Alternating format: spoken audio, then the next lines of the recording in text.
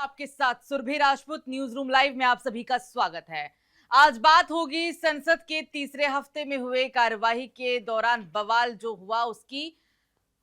बीते दिनों जब संसद की कार्यवाही 11 बजे शुरू हुई तो उस दरमियान कुछ ही मिनटों के बाद इस कार्यवाही को 12 बजे तक के लिए लोकसभा की कार्यवाही को स्थगित किया गया और राज्यसभा में भी कुछ ऐसा ही देखने को मिला, जहां 11:30 बजे संसद की कार्यवाही राज्यसभा में भी स्थगित कर दी गई। हालांकि 12 बजे दोनों ही सदन की कार्यवाही शुरू हुई, लेकिन 10 मिनट में हंगामे के बाद इस सदन की कार्यवाही को सोमवार सुबह 11 बजे तक के लिए स्थगित कर दिया गया है। हालांकि इस बीच अब खबर है कि सोमवार को कई अहम विधेयक सरकार की तरफ से पेश किए जाएंगे और इन विधेयकों को पेश करने के लिए चर्चा भी होगी। पेश करने के बाद तो ऐसे में कांग्रेस ने इंडिया गठबंधन और अपने तमाम सांसदों से अपील की है कि वो 10, 11 और 12 3 दिन सदन में पूरी उपस्थिति दर्ज कराएं। सभी सांसद सदन में उपस्थित हो, क्योंकि लगातार विपक्ष कह रहा है कि जो विधेयक एफसीआरए पेश होना है उसे ध्वनि मत से या फिर बिना चर्चा के पास होने के लिए वो नहीं दे सकते। ये विपक्ष की तरफ से कहा जा रहा है। और ये विधेयक है क्या, इसमें क्या प्रावधान है और इस विधेयक को इस विधेयक को जो पेश करने के बाद चर्चा होगी, विधेयक से किसको फायदा किसको नुकसान होगा, आपको सारी चीजें आज मैं डिटेल में बताऊंगी।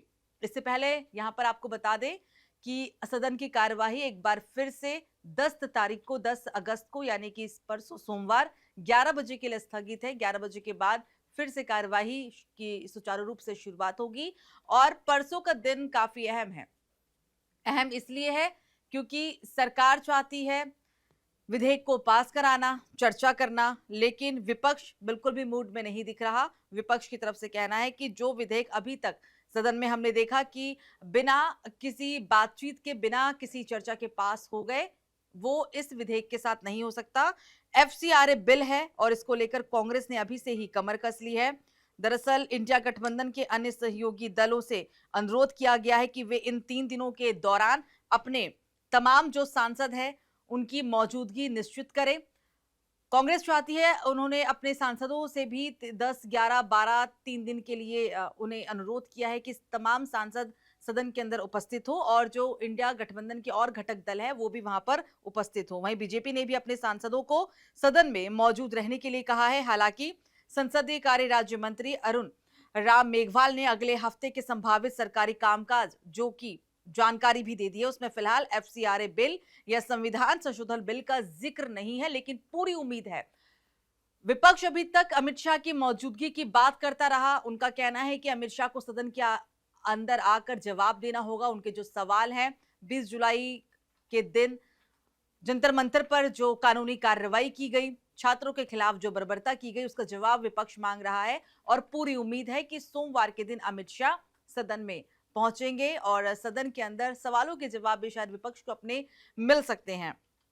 ऐसे में यह बैठक संसद भवन में लगभग 1 घंटे तक भी चली थी और चूंकि कल भी जब सदन की शुरुआत हुई तो उससे पहले 45 सांसद प्रधानमंत्री नरेंद्र मोदी से नाश्ते टेबल पर मिले, उनके साथ बातचीत हुई और पूरी उम्मीद थी कि तीसरे हफ्ते का जो आखिरी दिन था शायद वो कामकाज के बीच बीते, लेकिन ऐसा नहीं हो पाया।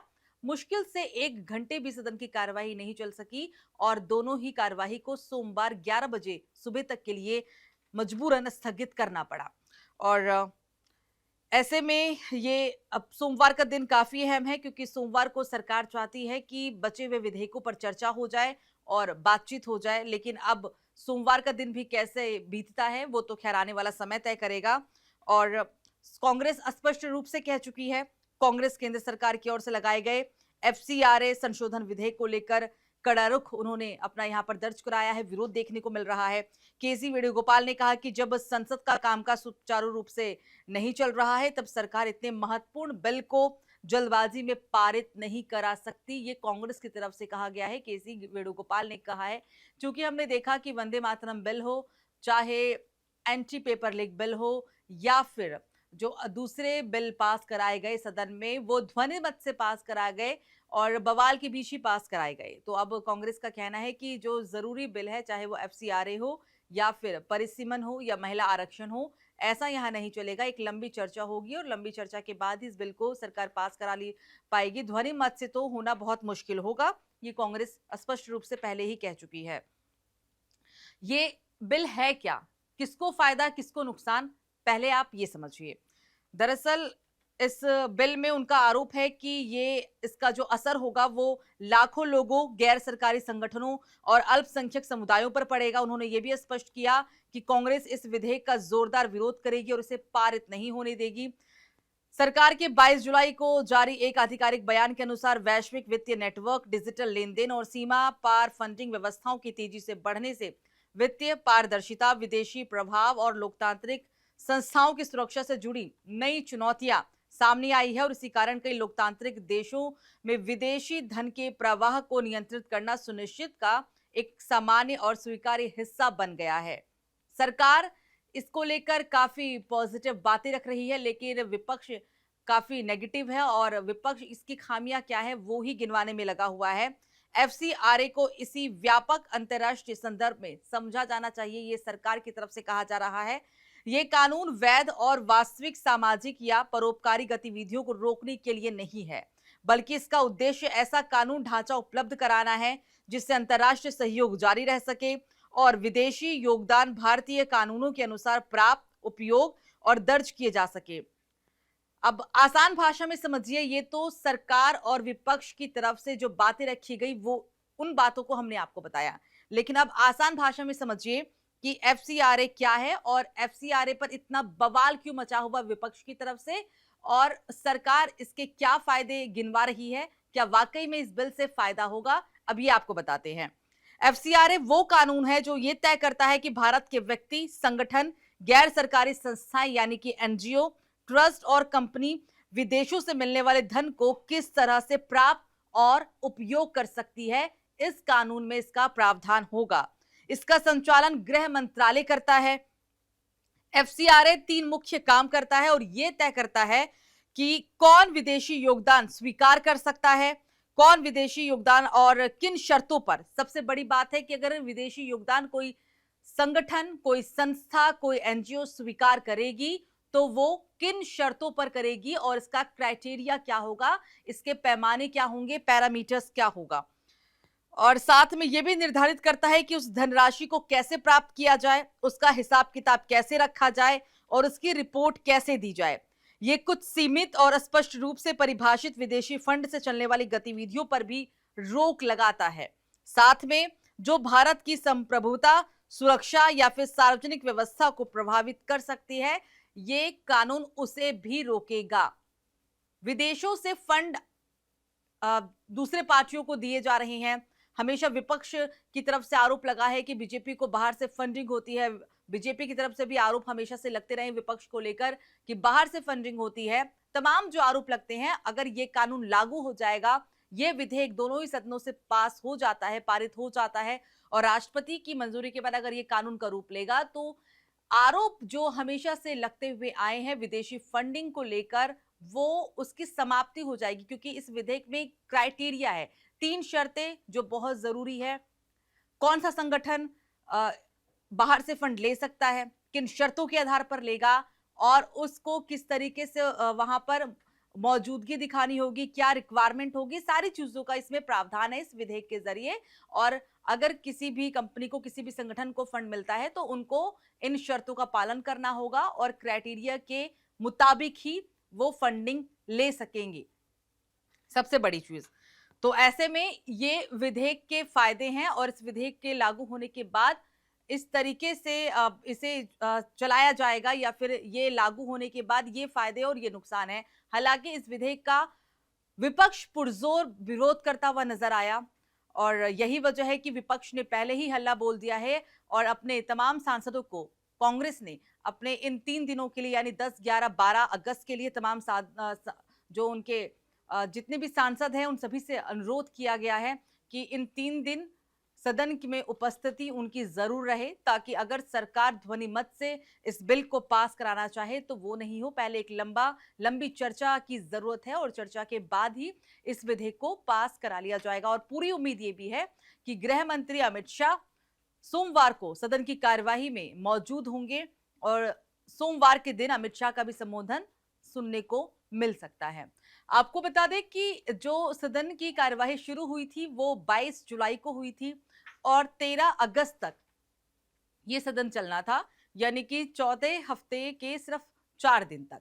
वीरवार को आखिरी सदन का दिन होगा और तय समय पर जो 13 अगस्त का समय निर्धारित था सदन समाप्ति का, वही यहाँ पर लागू है और तय समय पर ही सदन की कार्यवाही की समाप्ति होगी। लेकिन इस बीच पूरी खबर ये आ रही है कि जो सदन है वो विशेष सत्र के मुताबिक 3 दिन का विशेष सत्र बुलाया जा सकता है और इसके लिए और भी दल हैं, उनसे भी स्वीकृति मांगी जाएगी और उनसे भी अनुरोध किया जाएगा। अब विशेष सत्र का जो समय है वो 16, 17 और 18 तारीख शायद अगर सरकार बुलाती है 3 दिन का विशेष सत्र, और बुलाने की इसलिए और जरूरत पड़ गई है क्योंकि इन 4 हफ्तों की कार्रवाई के दौरान जो 19 बैठकें होनी थी, जो बात होनी थी, सरकार जिस एजेंडे के साथ, जिस मंसूबे के साथ सदन चाहती थी कि चले, क्योंकि काफी खास था, कई ऐसे जरूरी विधेयक थे जिन्हें पारित कराना बहुत जरूरी था।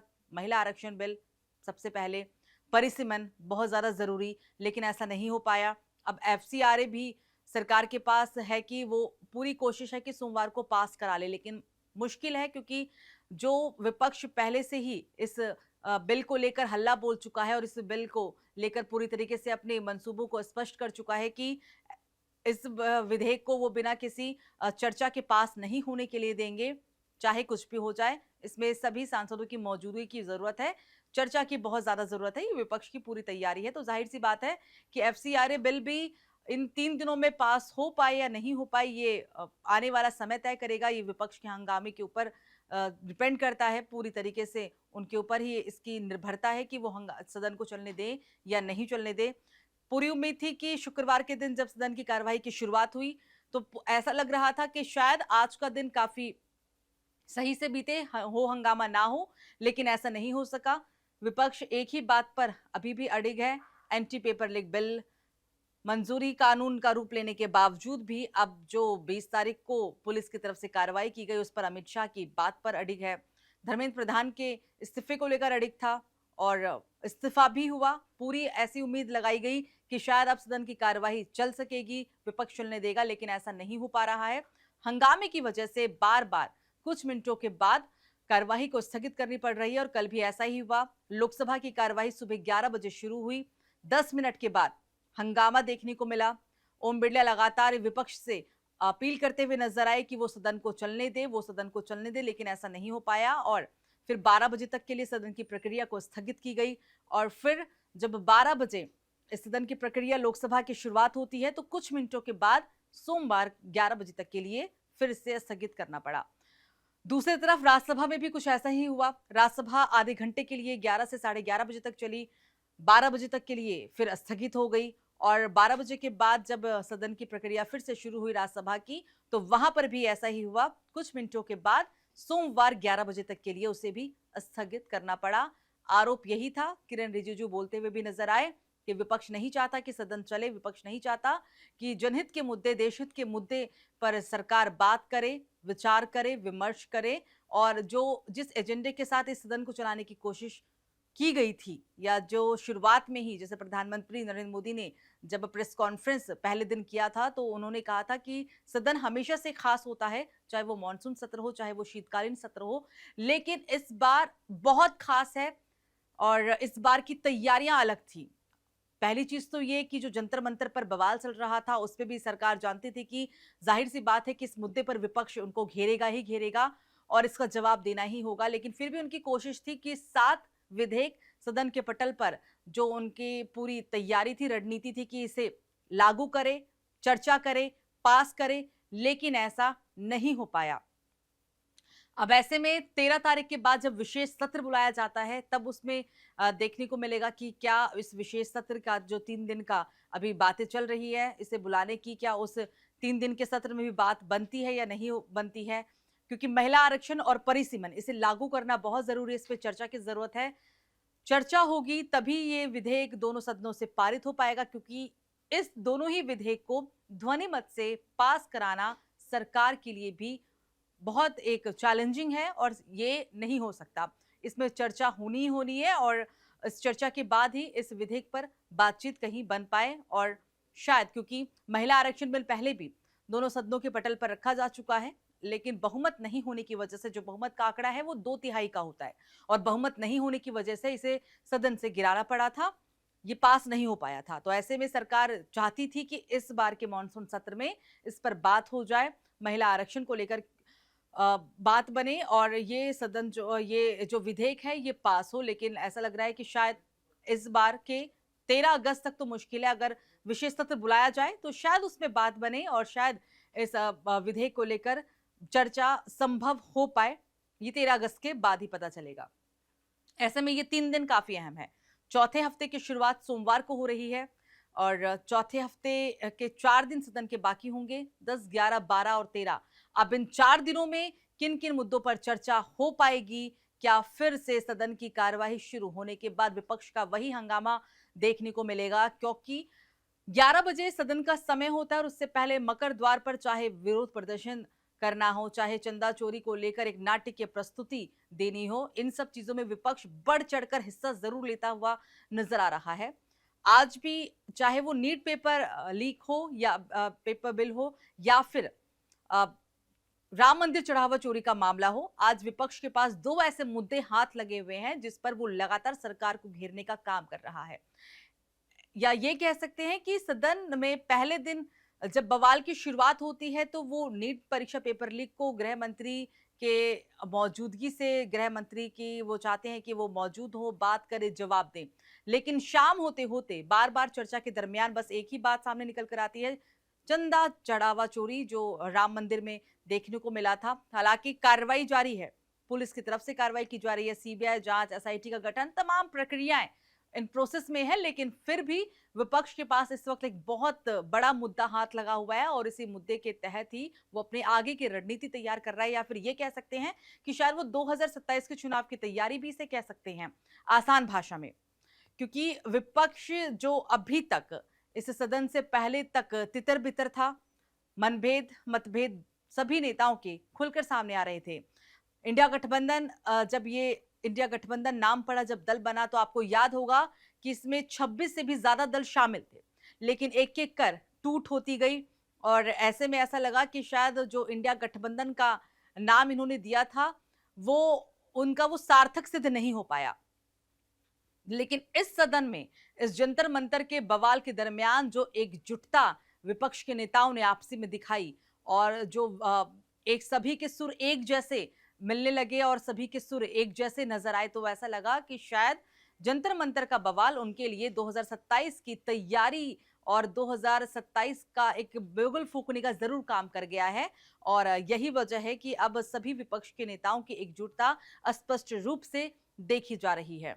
हालांकि सरकार की तरफ से भी तमाम तैयारियां हैं, सरकार भी हर बात का जवाब देने के लिए तैयार है। सरकार की तरफ से भी सारी तैयारियां पूरी कर ली गई है, हर चीज का जवाब दिया जा रहा है, चाहे वो एंटी पेपर लीक बिल को लेकर हो, पास कराने को लेकर हो या फिर और दूसरे महत्वपूर्ण एजेंडे हो। सरकार हर चीज पर बात करने के लिए तैयार है, लेकिन विपक्ष का विरोध स्पष्ट रूप से यहां पर देखने को मिल रहा है और जाहिर सी बात है कि विपक्ष इन 3 दिनों में भी हंगामा करेगा, इस बात को यहां पर नकारा नहीं जा सकता। ऐसे में सभी को उम्मीद है सोमवार से ही, जब सोमवार की शुरुआत होगी 11 बजे के बाद जब सदन की शुरुआत होती है, तो उस दरमियान कैसे विपक्ष सरकार की बात को सुने, किस तरीके से आराम से वो चर्चा कर सके।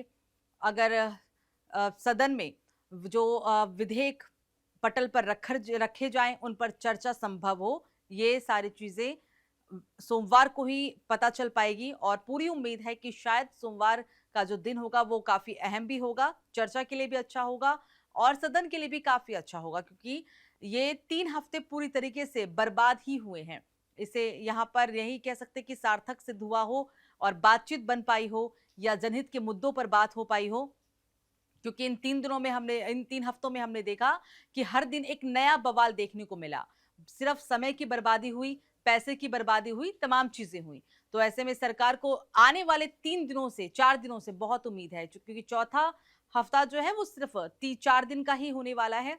13 तारीख को क्योंकि सदन की समाप्ति हो जाएगी और पूरी खबर यहाँ पर यह है कि जो सदन समाप्त होगा वो 13 अगस्त को अपने निर्धारित समय पे ही होगा, इसे आगे एक्सटेंड नहीं किया जाएगा।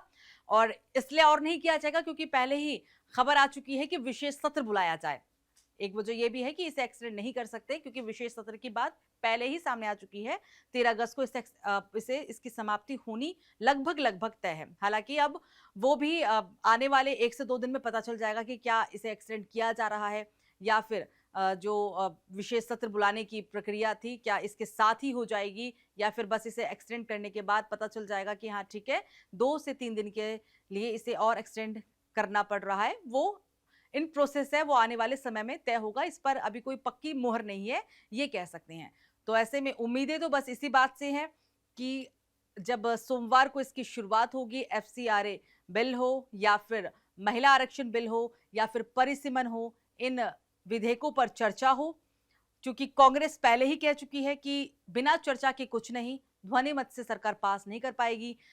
अपने सांसदों को वो पहले ही अनुरोध कर चुके हैं कि सभी इन 3 दिनों में उपस्थित रहें।